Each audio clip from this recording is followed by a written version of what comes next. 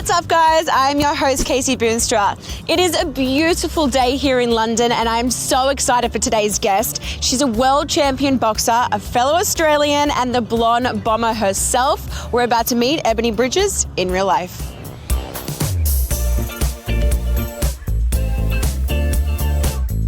Hello. I'm Casey. Nice to meet you. I'm excited for today because I do have an activity planned for us. Okay. I know I've told you to meet us at the O2, and I thought we could climb it. We're actually climbing the O2. We're going to go to the top of the O2. Holy shit, that's mad. I hope you're not afraid of heights. I like a thrill, don't I? I like a buzz, so I think it's going to be pretty exciting. Let's head over there.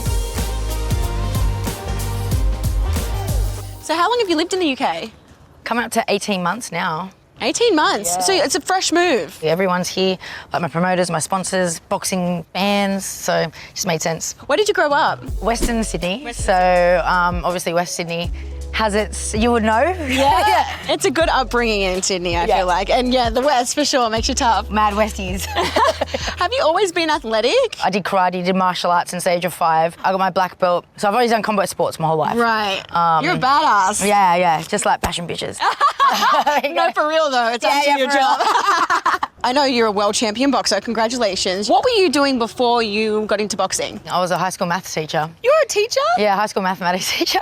No way. Yeah, actually, I was still teaching up until 2021. What did you like most about that? Because I'm sure it's such a reward. Oh, yeah. I'm like, how much time do we have? Because teaching for me is like my biggest passion, probably more than boxing. I just loved helping kids and students or kids and just believe in themselves. I find that math is one of those subjects where if you're not good in it, but you give up, and you just think you're dumb and you're like, oh, I'm not smart because I can't do math. And if you can do math, you're like, oh, you must be really smart. If you are not open to learning because you don't believe, then you're never going to learn. But if you're open to it and you can take that wall down, where you're like, actually I can learn maths. Like I'm not dumb, or I can do it. I just got to try. It's the same mindset you put to everything in life. So, you might have to give me a lesson. Oh, I love it. That's what I do. When did you kind of pick up boxing as a career? I started really late with boxing. I did bodybuilding all through my 20s. Bodybuilding's not athletic. Like, it's just like lift weights, but I didn't have to run for, I think I was 33 when I turned professional. Was your first fight scary, or were you ready for it? No, not at all. I broke the girl's nose in the second round. It was great. And it was done, and I was like, oh, is that it? You're like, I trained all this time. Yeah, no, honestly, you train all this time and you think, oh, it's over in like 2.5 minutes. Yeah, and I always liked pro boxing. I never was really into amateurs, so I did as much as I could in the amateurs to get the experience. But yeah, I couldn't wait to get that headgear off and put the little gloves on and hurt people. Yeah, well, you're good at it. I am. Congrats. You also be in social media. You've developed a following for yourself. When did that come about? Being a boxing fan my whole life, I just knew boxing was a business. Like any business, if you're not known, you're not going to get seen, you're not going to make money. Then I just made myself seen and did a lot of interviews and just got out there and just let everyone see who I really was. I got a lot of hate, when I first came on the scene because, I'm not the stereotypical female boxer, come out with my lingerie and I like to be pretty and feminine and can't have that with boxing, and I got slayed for it. You can't do this and you can't, women in general, everyone always likes to tell women what we can and can't do, right? So I just want to stay feminine, I want to stay sexy. I feel like, why shouldn't we as boxers be able to be feminine? It's part of my brand and it's who I am and it's what I love to do. So I think that's what I push to people is just do you, be you, and don't let anyone change who you are. And I feel like it's part of the performance too. Yeah, it's part of the blonde bomber. There's only one blonde bomber. Hell yeah, girl. No, I love it. Well, we've just arrived here at the O2. Yeah. We're in it together? We're in it. All right, let's go. Let's rock and roll.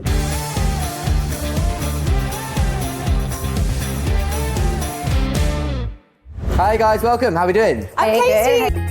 Let's go. I'm locked in. Yeah, feeling good? Yeah, I'm feeling good. safe? Yep. We'll attach you and we'll start heading up. Okay. Sound good? Let's go flying. Let's do it.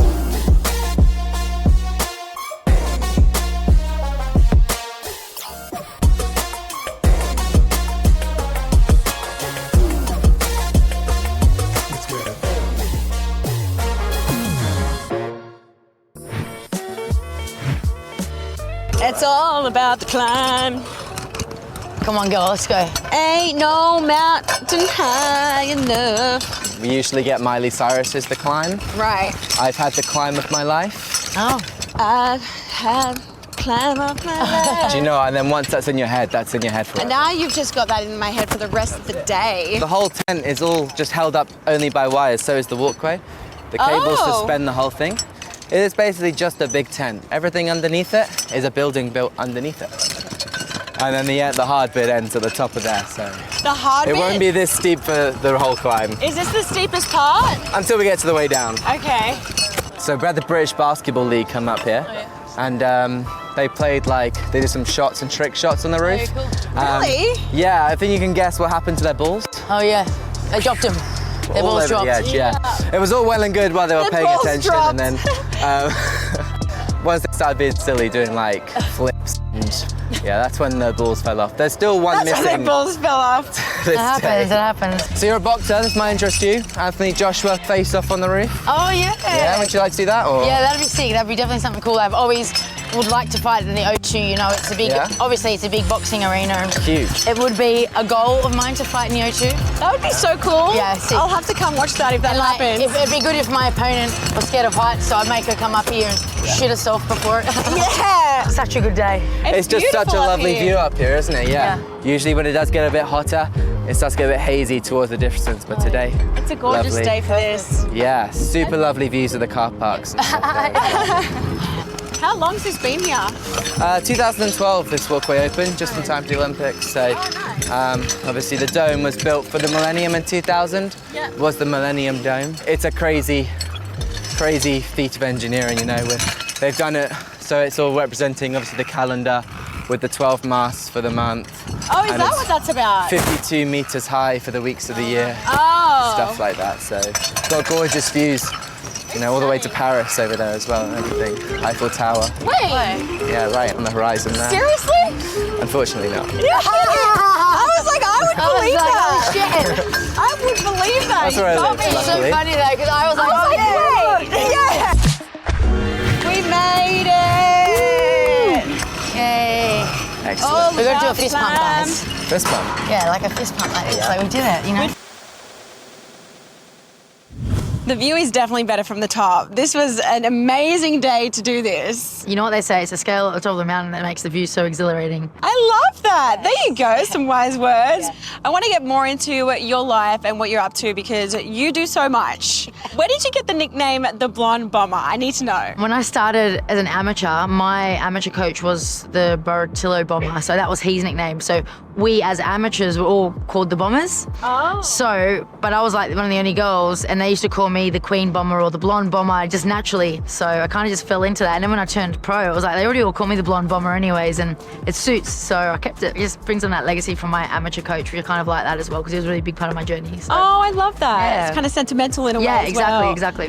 I know you're friends with Elle Brooke. Yeah. And you trained her, is that correct? Yeah. I was pretty much like an assistant coach for her. I gave her a nickname, Baby Bomber, because she's just like, she reminds me so much of me, you know, when I was learning and just in general. She mentioned that you guys now create content Yeah. together, is that correct? It's funny because it's like I've teaching her boxing and coached her in boxing, and she's teaching me like content creating because I'm just a boxer, right? Yeah, so we've teamed up and we've both given each other, both been teachers of our own things. It makes a dream team, Yeah. for sure.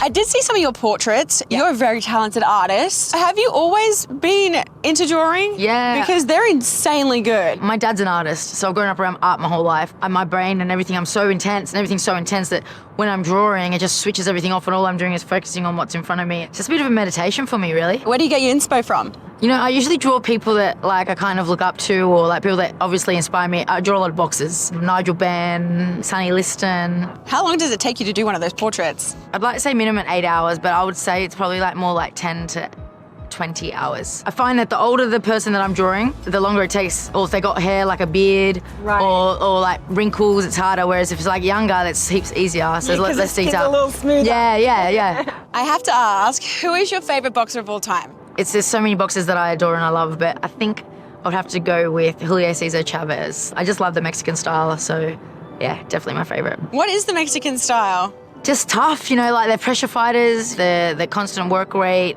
you know, they're known just for having like the heart and tenacity. To be fair, probably all my top 5 fighters are Mexican. Really? Yeah. I think you're my favorite, so. Well, hopefully a lot of people's favorite. Yeah, you're my favorite. I know you're friends with Conor McGregor and you're Yeah. doing a little bit of work with his beer company, is that Yeah, correct? stout, yeah, the Forged Irish Stout. What's it like being friends with him? Oh, he's awesome, man. You know, like he's so supportive. He's inspiring, obviously. He's done so much and he's done so well for himself. It's really good to have someone like such a mega superstar to support my career and my boxing and encouraged me to keep doing what I'm doing. He knows that me and him work really good together, and I think he's just seen me as a really good asset to his brand. And That's such a compliment, and especially coming from someone that you look up to. Yeah. What's the training like being a boxer? You have the training camp, it's really intense. Can you tell me a little bit about that? yeah, it's intense. Like, you know, train like two times a day, sometimes 3, boxing and then my strength and conditioning and then my running and like dieting. Like, you put your life on hold for like 12 weeks. I'm an all-in, I'm all or nothing, so I'm either all in or I'm all out. What are some upcoming goals that you've got for yourself? The ultimate goal is to be undisputed, so that means collecting all the belts, and that's the goal, that's the ultimate goal. We can't get any better than that, and I'll be looking to do that all next year, unify all next year.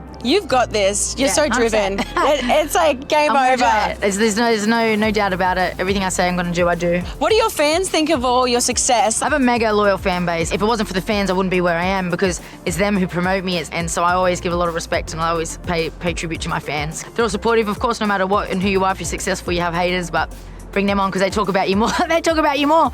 So the more of them, they're the ones that spread you even more. But no, it's good. What made you make that jump over to the OnlyFans platform? All my fans are like, when are you gonna do OnlyFans? When are you gonna do OnlyFans? And you know, I just thought, like, why am I not doing it? It's like I'm doing something it's obviously a career, something that I enjoy. I enjoy connecting with my fans. I enjoy making content. You know, doing something outside of boxing. And in the end, it's like another job. It's more, you know, for my future. More money helps me with my boxing. It's keeping me going. It's helping me live. I'm so blessed for all the support with my fans on OnlyFans, and I don't do a lot of like blogging and stuff on my Instagram, do you know what I mean? But I feel like my OnlyFans is a lot more intimate and a lot more exclusive. I love that. Yeah. Well, I'm so excited for everything that you have coming up. You're on the right path, you're so driven, and it's been absolutely amazing getting to know you more. Yeah, thank you. It's been great meeting you as well and doing this climb together and enjoying this view. Yeah, this is a beautiful view. It's been